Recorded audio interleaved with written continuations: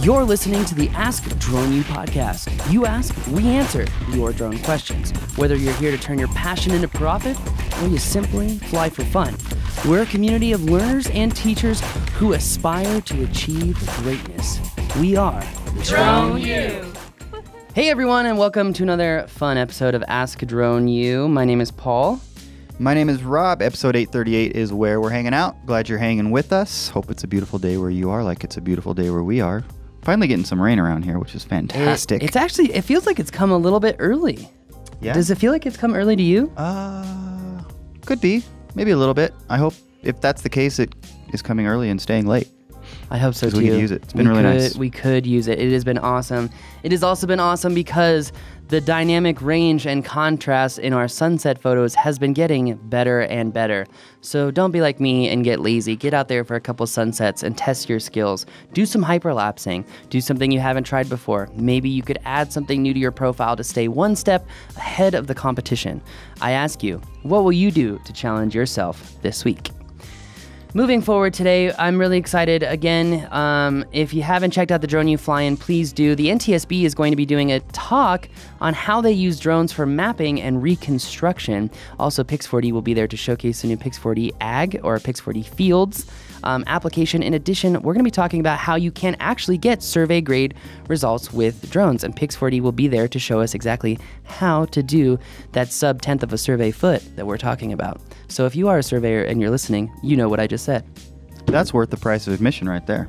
It really is, actually. I mean, the amount of money that you can make deploying that information is pretty cool. Yeah, check it out. If you don't come, you're really gonna you're gonna be like, man, I wish I would have gone to that. Don't have regret. Don't live with regret in your life. Don't have a fear of missing out. Come to this epic adventure. Sign up today. DroneUFlyIn.com. And you could still use the discount code Last Chance, all capitals, one word, Last Chance. I know it's typically 2, but it's now 1. Okay, because it's your discount code. So use it. Absolutely, guys. And if you're looking for a drone to get your business to the next level, or you just want to start your business, you want to get it off the ground. That is not a pun that was intended. It just kind of rolled off the tongue. Anyways, check out DynexDrones.com. That's DYNNEX drones.com. They've got everything that you'll need to get your business off the ground from an equipment standpoint.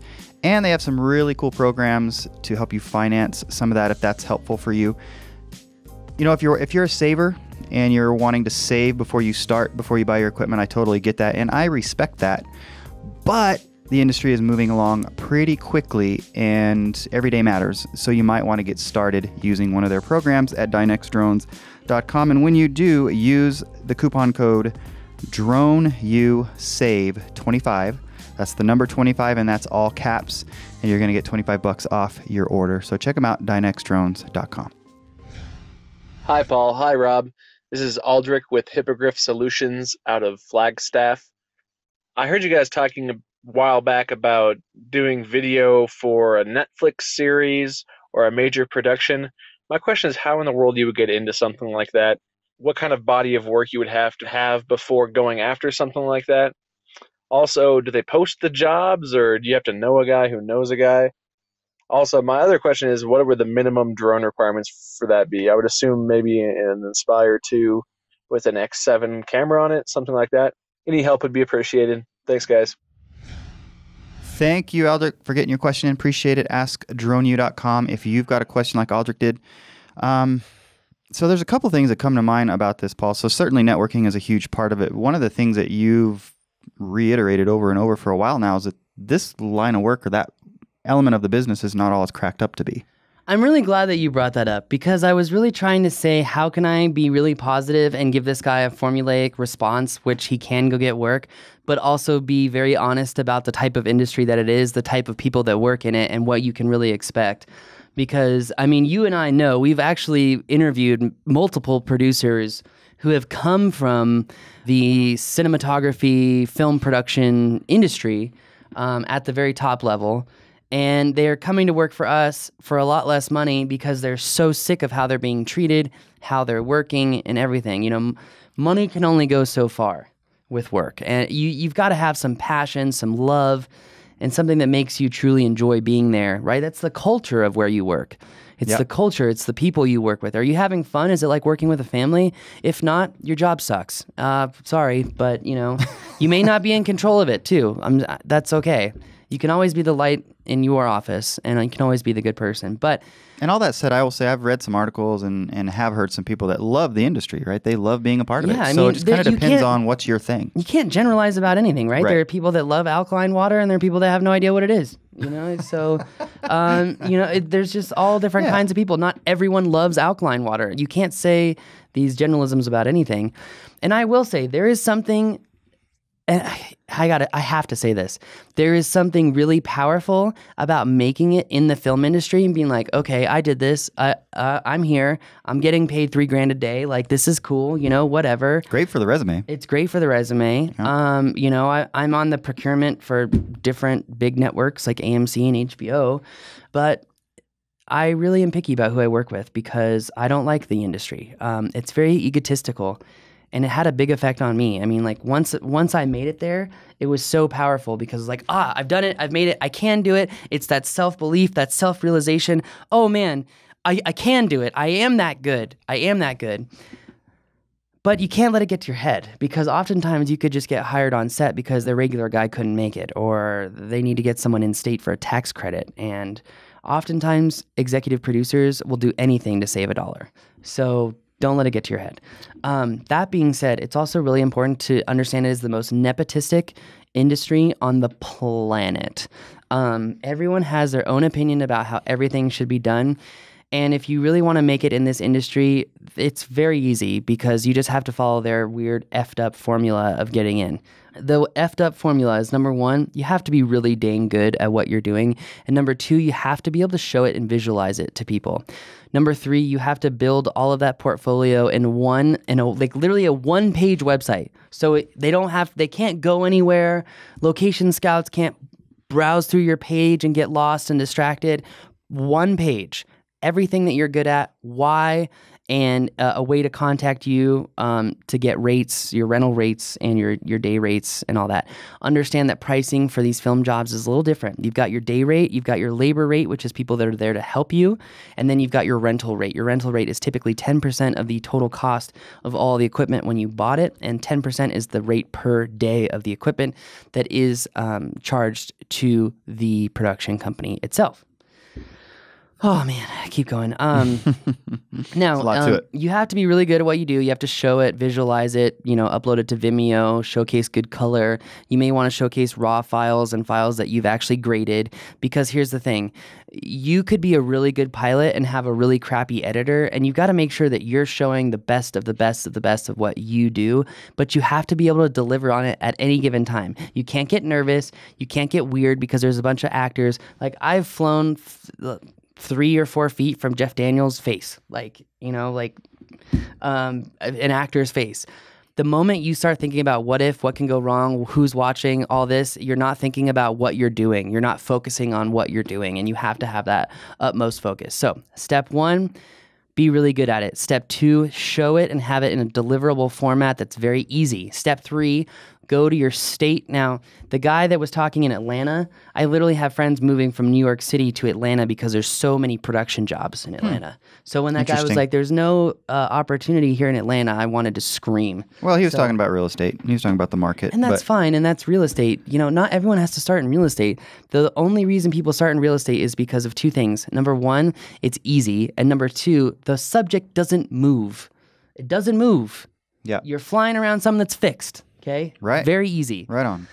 I love real estate, but I really like ranches. I like working for certain people, and I've learned that over time. So anyway, long story short, going back to it. So step 1, we talked about, being really good at it. Step 2, showing it, having it in a deliverable format that's, easy for people to have. Step 3 is now getting in with the state office of film and production and getting your business on the vendor list. Typically, there's no stipulations other than you have to prove that you're from the state and you have to do a couple other things, which is typically pretty easy. The next thing you want to do after that is you want to rub elbows with everyone super important. Only decision makers screw everybody else, because you can be nice to all those people, but don't let them waste your time, because everyone will waste your time telling you how important they are. You only need to go. That's actually true in that industry. Yeah. You need to go right to the top and don't bullshit and be like, look, I'm not here to waste your time, but I want to grow this economy like you do. And I want to bring more businesses in here like you do. And I believe part of that is having a huge talent pool that's very skilled and connected. And I want to introduce myself to you because I believe I can be an asset to this state, this economy, and an asset to you yourself. And I was hoping that maybe I could go out and buy you lunch sometime and we could talk about the industry as a whole and get to know you and hopefully make a new friend. Does that sound good to you? Anyone says no to that?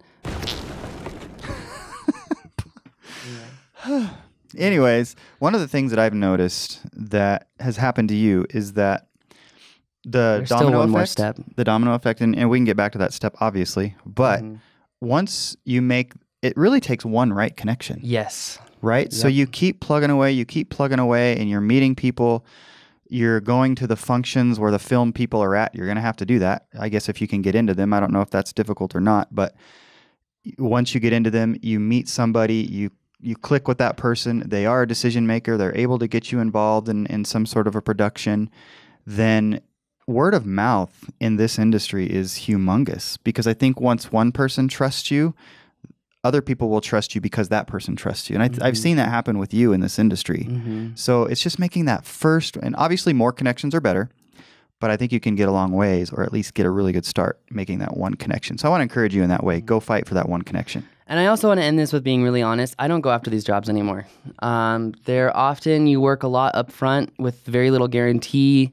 You're often working with people that I cannot stand working with because everyone is just absolutely entitled to the entitled. Okay. And not, okay, I can't generalize. Not everyone is like that. There are some really cool people. Actually, the AMC procurement director, I forget what her title is, Belinda Ma. She's one of the most inspiring and motivating people on the planet. Like, that girl has her stuff so together, it's not even funny. Like, if I look up to anyone in production, it's her, because she's the hardest working human I've ever seen in my life. I mean, like, she's crazy in the best of ways. And the reality is there's a lot of people like that in the industry. And Sarah knows her too, by the way. Oh, really? Yeah. Small world. So you said there's a fourth step? The fourth step is, so that once you rub elbows with the right guys, go to your local film office, the film permitting office, the people that actually write the permits, because they're the ones that know every single production that's coming into town. And this is another reason why I hate this industry. They're the gatekeeper. The local permit office is the absolute person that you need to get to know. They're the secret entity. But if you piss them off or they disagree with you for any reason, they can actually ruin your life. And there's a good example of that here in Albuquerque. The lady who was just let go, she removed people's information from the website. I have proof of that. She has, talked negatively about certain vendors over other ones. I have recordings of that. You should be smarter about where you talk. And it's just like... No, I'm sorry, but I'm not the one to just talk about people. I will have evidence every single time so that I will never lose credibility. Anyway, long story short, I didn't have to use any of that. The Lord took care of it himself, and it was fantastic. But anyway, you can't cross that person. And those persons also have a lot of responsibility. So if you're in those shoes, don't be mean, nefarious, and negative, and pick people, because you will get sued. Anyway, there's that. So. Okay, so what was step 4? Just go to the permit office? You got to go to the permit office and make good friends with them. Like, really, I mean, they are the key. They are the key. So when the new permit office director came in this year, oh man, I was like, bring it on in, give me a hug. But again, your best friend. But again, I hate the process of those jobs, because it's tough. Yes, it's a tough they industry pay in that a regard. lot of money, but you're getting like one job a quarter or one a month. Yeah, it kind of depends on where you live, and you could be if you're fortunate enough to get on a big production, it could be a 3-month engagement, right? Those are probably pretty rare. The other thing too is family, because oftentimes those big productions, like I got offered a production by a 3-letter company in New Zealand, but I'd be gone for 3 months. Yeah. I don't want to do that. Right. Well, you kind of have a business that you're co-founder Well, I was more of, worried about Sarah, but Well, I'm just kidding. As you should be. So it would be 1A and 1B. Anyways, one thing we haven't talked about, I want to just mention briefly. I'm a little nervous to bring it up because you're a little hot today. But that is the unions, because in some areas in particular, the reality is they've sort of captured the market as it relates to drone pilots, right? No, they haven't. No, I totally disagree. They've been fighting for a long time. The IATSE 480, the grip union, and the IATSE 600, the cinematographers union, have been battling over who's controlling drone pilots. Because the grip guys are like, we're controlling the thing that holds the camera. It's grip. And then the guys are like, well, we're controlling the camera. It's cinematography. Guess what? When you're working as a separate entity and a company on set in a vendor-style subcontract, you don't need to be a union. This was actually just proven in the Supreme Court just about 2 weeks ago. And sorry, but not only am I fired up about this, but my dad made his living, and we built a law firm on suing unions for misappropriating money. So I'm really anti-union to begin with. And I even, I tried to go on the dark side and be pro-union and work things out and work with these guys and try to do it. But I just realized it was as corrupt as it comes. It's a power trip. I mean, the perfect example was Peter Chambliss from IATSE 600. When I was doing a class for them to try to, make friends and say, how can we work together? And I want to see if you guys are legit or not, because... So the bottom line, go ahead, finish. Long story short, I'm flying inside in a studio warehouse, and Michael Chambliss tries to come up to me and tell me about FAA rules. And I looked him square in the face and I said, sir, you are wrong. And he started yelling at me. And I said, sir, I'm going to remove you from this building if you keep yelling at me, because I am indoors. There is no FAA jurisdiction here. You have no jurisdiction. I'm not listening to you. You're looking like an idiot in front of 50 people, and I'll just keep talking to make you look like an idiot if you want to. And he stood up and walked away. Yeah. But the point is... I hate power trips, and I have no problem mentally owning somebody if they are being mean, nefarious, and on a power trip to hurt other people. Because, and this is what Sarah doesn't understand about me a lot. I say these things and I make points to put people in their place, because no person should ever put another person in a disadvantaged situation. I believe in absolute equality. I don't believe in the type of crap that they pull. Yeah, and it's too bad. And I don't want to get into a discussion. My point was not to get into a discussion about unions, although I knew that's where it would go. But I wanted to make sure that you do not need to be a part of the union. Right. But somebody might tell you that you do, and so that's why I bring it up. Yeah, and you don't. And the law says no. So let's ask the Supreme Court. Oh, yeah, no. So, yeah. Right on. Anyway, sorry. I hate those people. It's like, why? I just don't get it. Social Security, disability. We have programs for this, And then they're like, oh, yeah, but you get this sweet benefits and rewards package. It's like, it's really not hard to learn how to build a 401k package for yourself. And you should know how to do that, because it's your financial future. And that is only your responsibility. It's no one else's. Yeah. That's anyway a difference of opinion, I'm sure, with some people. And I'm getting political. I'm sorry. But that's what I believe, and I believe in it strongly, because... And now you know. Those people who are able to negotiate for themselves go far. So... Indeed. Don't hate the game, know the game. On that bombshell, it's going to do it for us today. My name is Paul. I'm Rob. This is Ask Drone U.